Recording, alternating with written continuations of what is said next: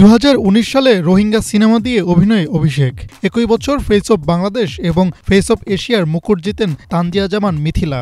শুরুতে তিনি ছিলেন র্যাম্প মডেল, আর কয়েক বছর ব্যবধানে আজ তিনি বিশ্বমঞ্চে দাঁড়িয়ে আছেন বাংলাদেশের প্রতিনিধি হয়ে। আগামী 21 নভেম্বর থাইল্যান্ডের কেন্দ্রীয় শহর পাকরিটে অনুষ্ঠিত হবে মিস ইউনিভার্সের ৭৪তম আসরের জমকালো গ্র্যান্ড ফিনাল।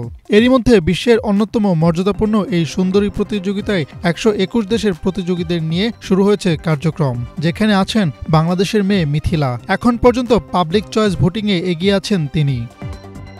বিশ্বের মর্যাদাপূর্ণ সুন্দরী প্রতিযোগিতা মিস ইউনিভার্স ২০২৫ সালের আসরে বিজয়ী পাবেন ফোর্স অফ গুড মুকুট। যেই মুকুটে রয়েছে ১১০ ক্যারেট নীলকান্ত মণি ও ৪৮ ক্যারেট সাদা হীরা, যার মূল্য প্রায় $৫.৭৫ মিলিয়ন, যা বাংলাদেশি মুদ্রায় প্রায় ৬৭ কোটি টাকা। এই মুকুট ১ বছরের জন্য পাওয়া যায়। স্থায়ী স্মৃতি হিসেবে দেওয়া হবে $১০ থেকে $১৫,০০০ রেপ্লিকা। মিস ইউনিভার্স হওয়া শুধু সৌন্দর্যের মুকুট নয়, এটি 1 বছরের জন্য স্বপ্নের রাজ্যে প্রবেশের সুযোগ। পুরো বছর জুড়ে রান্না, পোশাক, ভ্রমণ কোনো কিছুই নিয়ে চিন্তা করতে হবে না বিজয়ীকে। ব্যক্তিগত জেট বিমান, বিলাসবহুল ফ্ল্যাট, আন্তর্জাতিক মিডিয়ায় কাভারেজ ও দাতব্য কার্যক্রমের সুযোগ পাবেন বিজয়ী।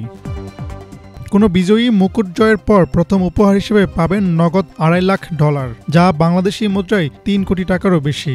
এছাড়া বিজয়ীকে 1 বছরের জন্য দেওয়া হবে নিউ ইয়র্ক সিটির একটি লাক্সারি অ্যাপার্টমেন্ট। আরও থাকবে মিস ইউনিভার্সের ত্বক ও ডায়েটের জন্য বিশেষজ্ঞ, ব্যক্তিগত মেকআপ আর্টিস্ট, খাবার জিনিস থেকে শুরু করে পোশাক সবই পাবেন মিস ইউনিভার্স অর্গানাইজেশনের সৌজন্যে। হাসনাত জুবায়ের, বিনোদন ডেস্ক, বাংলা ভিশন।